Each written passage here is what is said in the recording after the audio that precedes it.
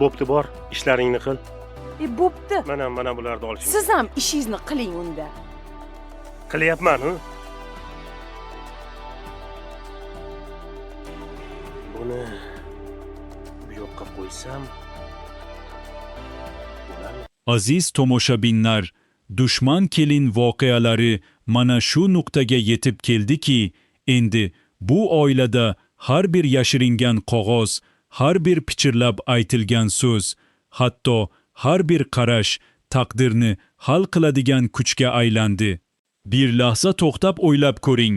Oddiy bir oila, tashqaridan qaraganda tinch va farovon ko'ringan bir tomorqa, ichida qanchalik chuqur yaralar, qanchalik og'ir sirlar yashiringan ekan.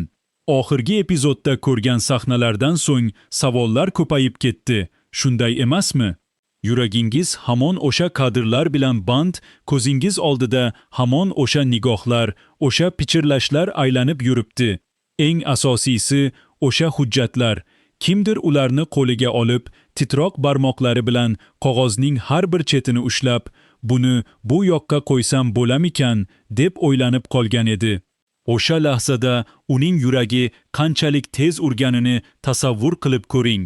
Har bir soniya bir asrga teng bo'lib tuyulgan.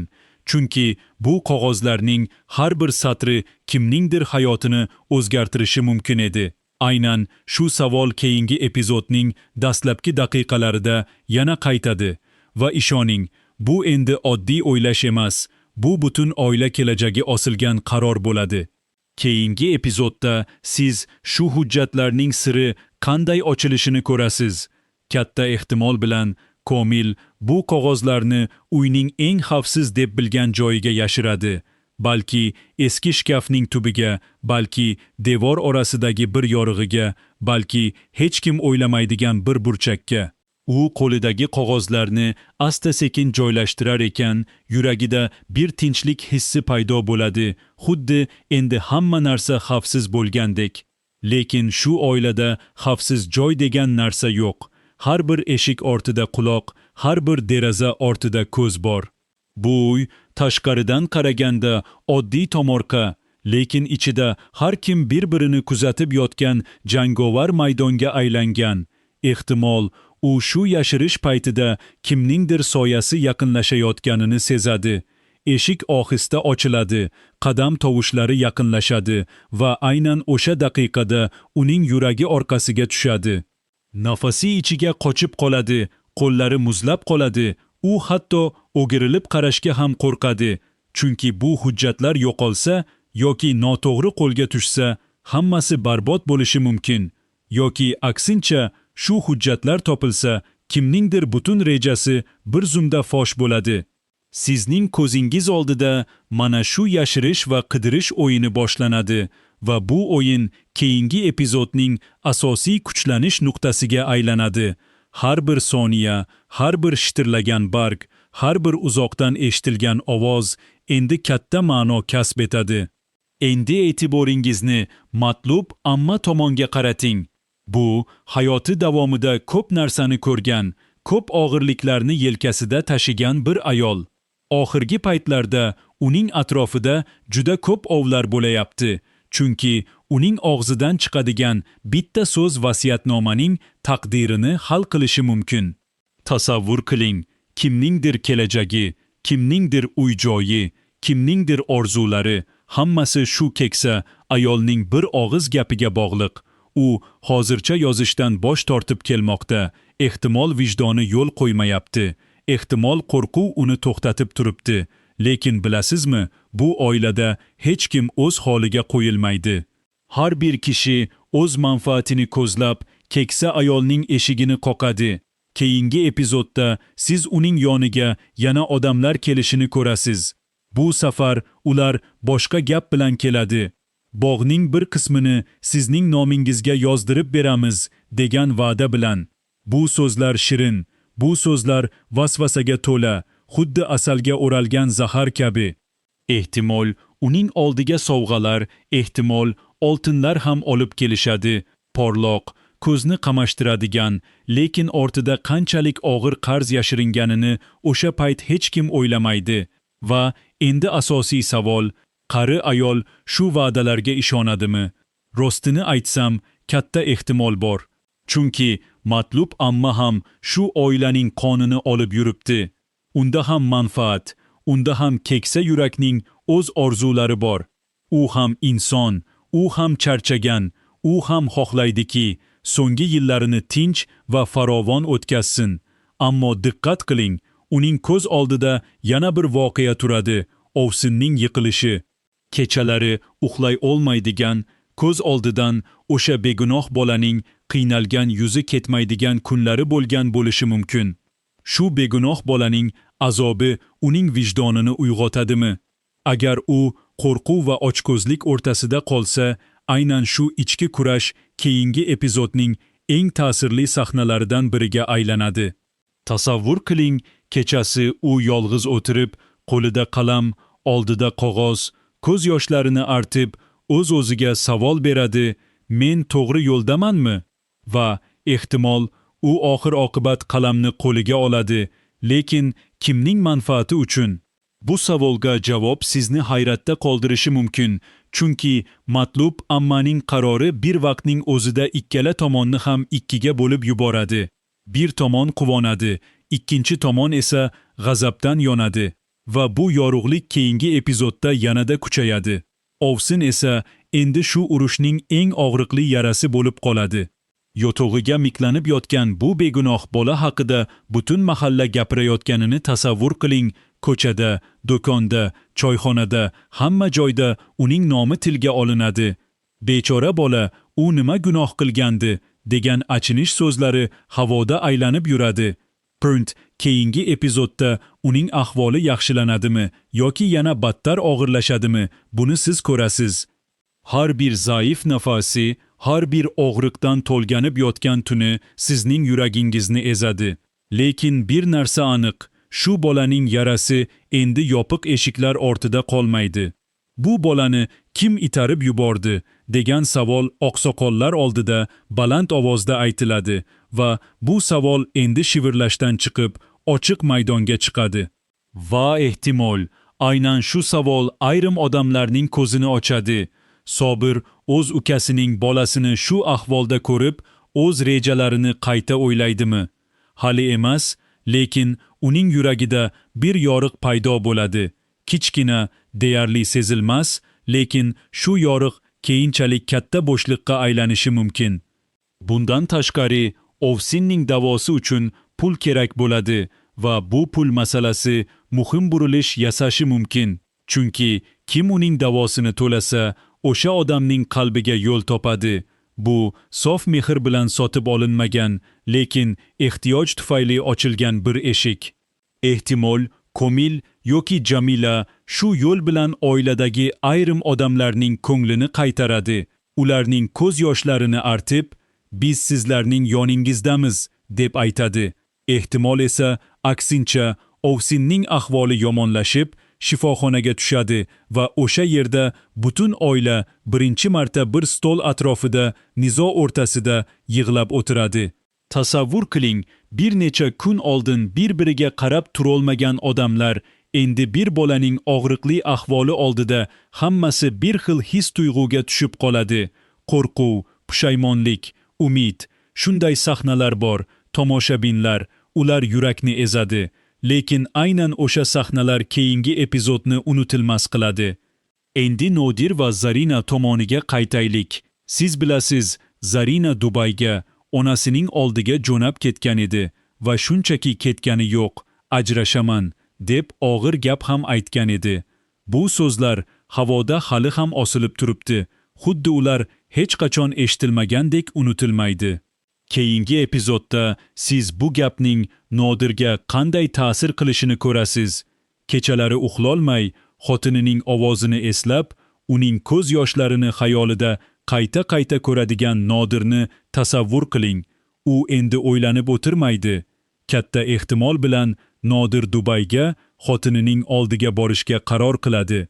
Bu qaror unga oson kelmaydi, chunki bir tomonda oilaviy burch, ikkinchi tomonda esa yurak amri turadi. Ammo bu safar yo'l unga oson bo'lmaydi. Chunki oilada uni to'xtatmoqchi bo'lganlar ham bor, jo'natmoqchi bo'lganlar ham bor. Eslang, kimdir Zarina bilan Nodirni jo'natib yuborib, degan iborani ishlatgan edi. Bu gapning tagida nima yotibdi, o'ylab ko'rdingizmi? Agar siz diqqat bilan kuzatsangiz, bu oddiy safar emas, bu chetlatish, bu uzoqlashtirish rejasi ekanini sezasiz. Zarina homilador, u shifokorlar qo'lida yotgan edi. Ona va bolani zo'rg'a saqlab qolishgandi. Endi tasavvur qiling, shunday ahvoldagi kelinni chet elga jo'natish orqali kim nimaga erishmoqchi? Bu sovuq hisob-kitob, bu shafqatsiz reja, lekin tashqi ko'rinishida g'oyat begunoh bo'lib tuyulishi mumkin. Ehtimol, bu Nodirni meros kurashidan butunlay chetlashtirishning eng yumshoq yo'li yoki undan ham chuqurroq bir hiyla. Keyingi epizodda Nodirning yo'lga chiqishi bilan bog'liq to'siqlar boshlanadi. Kimdir uning hujjatlarini yashiradi, kimdir unga qarshi jinoiy ish ochilishi mumkinligi haqida gap tarqatadi, kimdir esa uni ogohlantiradi. Borsang, qaytib kelolmaysan. Har bir qadam oldida yangi to'siq, har bir eshik oldida yangi shubha. Nodir esa bu to'qnashuvda o'zining kimligini ko'rsatadi. U aka-ukalar tomonida turadimi yoki xotini va oilasi tomonida? Bu tanlov uning butun kelajagini belgilaydi va siz uning ichki kurashini, uning yuragidagi ikki olov o'rtasidagi jangni his qilasiz. Va unutmang, Dubayda yana bir qalb bor, onasining oldidagi Zarina. U yolg'iz, u homilador, u xafa. Kechalari yostig'ini quchoqlab yig'laydigan, deraza oldida uzoqlarga tikilib, vatanini, eridan yetim qolgan kunlarini eslaydigan Zarinani tasavvur qiling. Keyingi epizodda uning ahvoli haqida xabarlar kelishi mumkin. Ehtimol, uning sog'lig'i yana og'irlashadi. Ehtimol esa u o'zi qaytishga qaror qiladi. Lekin eng qizig'i, siz ko'rasiz, Nodirning o'sha yashirin muxlisi ham bor. Ha, o'sha ayol bir paytlar Nodirni sevgan, endi esa muhabbati yana qaytganini aytgan ayol. Keyingi epizodda shu tuyg'u yana yuzaga chiqadi. Ehtimol, u Nodirning safarini bilgach, uning oldiga borishga urinadi, ko'zlarida yashirin umid bilan. Ehtimol, u Zarina haqida yolg'on gap tarqatib, ular orasiga yana bir tikan qo'yadi, yoki ehtimol, aksincha, u bu muhabbatni yashirish uchun yanada chuqurroq ichiga yashiradi. Lekin har bir qarash, har bir uchrashuv boshqalarning ko'ziga tashlanadi. Va agar Zarina buni sezib qolsa, nima bo'ladi? Keyingi epizodda bu uchburchakning birinchi uchquni ko'rinishi mumkin va bu uchqun katta yong'inga aylanishi hech gap emas. Endi Norgul haqida gapirsak, shu paytgacha u o'zini begunoh qilib keldi. Yuzida doim ma'sum bir tabassum bilan yurdi. Lekin siz ko'rdingiz, aynan u gap tarqatdi. Aynan uning og'zidan uylarni buzadigan so'zlar chiqdi. Nodir xotiniga otasining uyidagi hamma narsani aytib bergan degan mish-mishning ildizi ham aynan shu yerda. Keyingi epizodda bu ayolning yuzi yana bir qadam ochiladi. Katta ehtimol bilan u endi o'z rejasini kuchaytiradi. Kimlardir bilan yashirin uchrashadi. Tor ko'chalarda past ovozda gaplashadi, qo'shimcha tuhmatlar to'qiydi. Lekin bu safar uning oyog'i ostonaga tiraladi. Chunki oilada uning gaplariga shubha bilan qaraydiganlar ko'payib bormoqda. Norgulning boshqa ishi yo'qmi, faqat gapiradimi? degan so'zlar allaqachon aytilgan va bu so'zlar endi uning orqasidan pichirlab emas, tik turib aytilmoqda. Endi savol, bu shubhalar kuchayadimi? Agar Norgul yana bitta xato qilsa, uning barcha qilmishlari fosh bo'lishi mumkin. Va ehtimol, aynan o'sha paytda bu oiladagi haqiqiy dushman kelin kimligini hamma bilib oladi. Bu fosh etish sahnalari sizni juda hayajonga soladi. Chunki Norgul o'zini qutqarish uchun kimnidir qurbon qilishga tayyor bo'ladi. Va bu qurbon kim bo'lishi hali noma'lum. U qo'rqinch ichida, ko'z olma orqasida g'azab bilan atrofga qaraydi va har bir kishi endi uning uchun ham dushmanga, ham qurolga aylanishi mumkin. Robiya ham o'z yo'lini o'zgartiradi. Bunga ishonchim komil. oxirgi paytlarda u musht bilan harakat qildi, achchiq va yoniq so'zlar bilan kurashdi, lekin kaltaklarim ularga ta'sir qilmadi deb afsuslanayotgan edi. Bu so'zlar shuni ko'rsatadiki, Robiyaning sabri tugagan, lekin nafli bo'lmagan. Keyingi epizodda u yangi qurol izlaydi. Bu safar jismoniy emas, aqliy va huquqiy qurol. Ehtimol, u endi jismoniy kuch emas, dalil bilan ish ko'radi. Guvohlarni topishga, vasiyatnomaning himoyasiga kirishadi. Katta ehtimol bilan u huquqiy choralarni boshlaydi. Advokatga murojaat qiladi, sudga hujjat tayyorlaydi. Har bir qog'ozni diqqat bilan o'qib, har bir imzoni tekshiradi. Ammo diqqat qiling, Robiyaning ichida hali ham o't yonib turibdi. U tashqi tomondan sokin ko'rinishi mumkin, lekin ichida hamon g'azab qaynab yotibdi. Agar shu o't yana otilib chiqsa, u kimga qaratiladi? Bu savolning javobi keyingi epizodda ko'rinadi va u kutilmagan bo'ladi. So'nggi epizodda yana bir og'ir so'z eshitildi. Qurol haqida gap bo'ldi. O'tib nima qilaman, hali bu menga ko'p ishga kerak bo'ladi degan iboralar havoda osilib qoldi va bu so'zlarni eshitgan har bir kishining yuragi bir zum to'xtab qolgandek bo'ldi. Bu shunchaki qo'rqitishmi yoki haqiqiy tahdidmi? Keyingi epizodda siz bu qurolning qayerga yo'nalishini ko'rasiz. Ehtimol kimdir uni topib oladi va qo'rquvdan jimgina yashiradi, qo'llari titrab, atrofga qo'rqa-pisa qarab. Ehtimol, u bir nizo paytida stol ustida paydo bo'ladi va butun oila nafasini ichiga oladi. Vaqt to'xtab qolgandek tuyuladi. Yoki eng xavflisi, bu qurol kimningdir qo'lida asl niyatni fosh qiladi. Bitta narsa aniq, bu mavzu keyingi epizodning eng keskin lahzasiga aylanadi va siz shu sahnada ko'zingizni ekrandan uzolmaysiz. Jamila esa hozir eng og'ir vaziyatda. Unga qarshi tuhmatlar ko'paydi. U uy buzdi, u bolani oldirishga urindi degan og'ir gaplar aytilmoqda va bu gaplar uning nomini, uning sha'nini har kuni bir oz ko'proq dog'lamoqda. Hatto uning ish joyiga shikoyat qilish bilan qo'rqitishyapti, boshlig'iga arz yozib, uni ishdan bo'shatish bilan tahdid qilishyapti. Tasavvur qiling, har kuni ishga borar ekan, atrofdagilar unga qanday nigoh bilan qarashini, ular orqasidan nima deyishayotganini u his qiladi.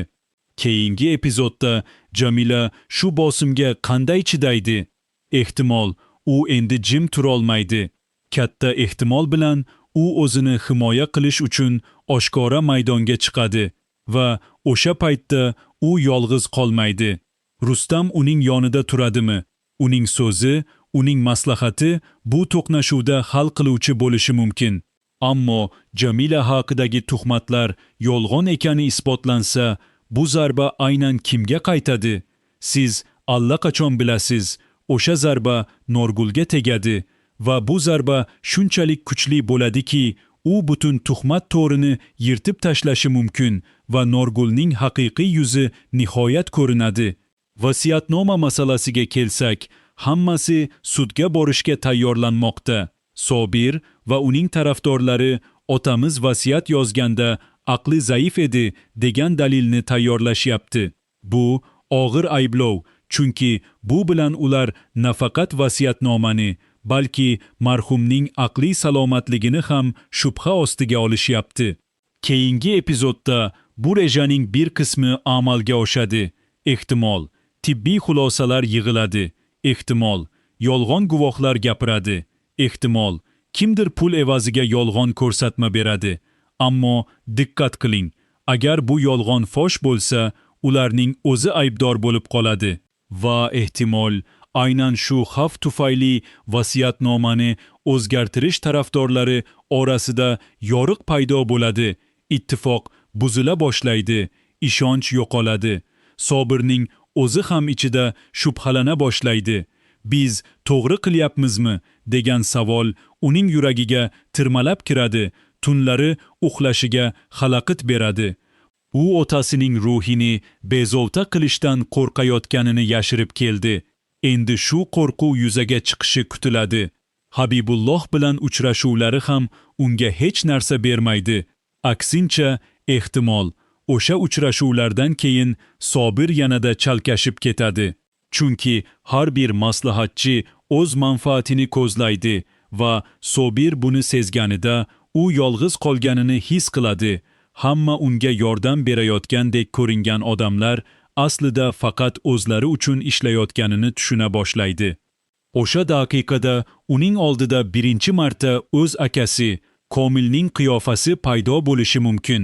Xotirasida ular birga o'sgan kunlar, birga kulganlar, birga yig'lagan lahzalar jonlanadi. Ehtimol, u o'sha paytda ostonaga qadam qo'yadi. Lekin ortiga qaytadimi yoki oldinga o'tadimi, buni siz ko'rasiz. Komil esa o'z kuchini yig'adi. U o'zini haqli deb biladimi yoki aybdor his qiladimi, buni siz sezasiz. Chunki uning har bir harakati, har bir so'zi ichki kurashini ko'rsatib turadi. Lekin katta ehtimol bilan u endi faqat mudofaa bilan cheklanmaydi, o'z rejasini tuzadi. Komil bizning o'rnimizga 2 yosh yigitni olib keldi degan norozilik bor. Keyingi epizodda bu masalaga aniqlik kirishi mumkin. Ehtimol, o'sha 2 yigitning kelishi ortida ham boshqa birovning so'zi yotibdi va bu Komilga qarshi tayyorlangan yana bir hiyla bo'lishi mumkin. Ehtimol, Komil bu tuhmatlarga javoban ish joyidagi aka-ukalarga qayta taklif beradi. Lekin shart bilan, chunki u endi hech kimga bepul ishonch bermaydi. Uning qo'lida vasiyatnoma bor, uning qo'lida dalillar bor va endi u bu dalillarni qachon, qayerga qaratishini hal qiladi. Bir narsaga tayyor bo'ling. Komilning sokinligi ortida juda katta bo'ron yashirinib turibdi va o'sha bo'ron keyingi epizodda otilib chiqishi mumkin va o'sha payt hech kim uni to'xtata olmaydi. Va nihoyat eng katta savol, bu urushda oxir oqibat kim yutadi? Agar siz hozirgacha diqqat bilan kuzatgan bo'lsangiz, bitta narsani payqagansiz. Bu oiladagi asl dushman tashqarida emas. Oilamizda shu dushman bor degan gap bir marta emas, bir necha bor aytilgan va bu gap har safar eshitilganda yurak orqaga tortib ketadi. Keyingi epizodda shu dushmanning yuzi yana bir qadam ochiladi va siz, aziz tomoshabinlar, o'sha daqiqada yuragingizni ushlab qolasiz. Chunki eng yaqin odamning nigohida eng sovuq niyatni ko'rasiz. Bu oilada hamma bir-birini ayblaydi. Lekin haqiqatni biladiganlar juda kam. O'sha haqiqat esa ehtimol biz aytgan yashirilgan hujjatlarning ichida, ehtimol Ovsinning yotog'i yonida, ehtimol Norgulning xotirasida yotibdi. Hech kim hali qayerda ekanini bilmaydi, lekin u albatta topiladi. Xulosa qilib aytganda, keyingi epizod shu oila uchun haqiqiy burilish nuqtasi bo'ladi. Yashirilgan hujjatlar topiladimi? Matlub amma oxir oqibat qalamni oladimi? Norgulning yolg'onlari fosh bo'ladimi? Nodir Dubayda qoladimi? Yoki xotinini qaytarib olib keladimi? Ovsinning azobi oilani birlashtiradimi? Yoki yana bo'lib yuboradimi? Bularning barchasini siz keyingi epizodda ko'rasiz. Lekin bir narsaga tayyor bo'ling. Bu epizodda hech narsa rejalashtirilganidek bo'lmaydi. Chunki bu oilada har bir sirning o'z narxi bor va o'sha narxni to'lash vaqti juda yaqinlashmoqda. Dushman kelinning keyingi qismida ko'z yoshlar ham, kutilmagan burilishlar ham sizni kutmoqda. Shuning uchun ekrandan uzoqlashmang, chunki eng dahshatli sir hali ochilmadi.